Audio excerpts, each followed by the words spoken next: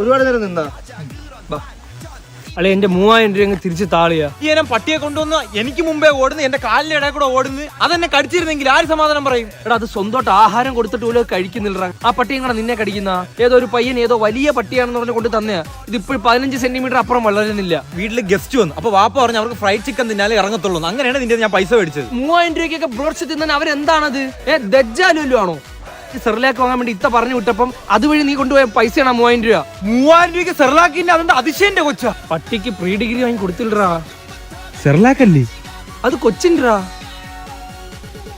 ഫാമിന്ന് കോഴിയെ പിടിച്ചോണ്ടോടാ നീ? കടിപ്പിക്കട്ടാ. ഒന്നും ചെയ്യില്ല പാവ.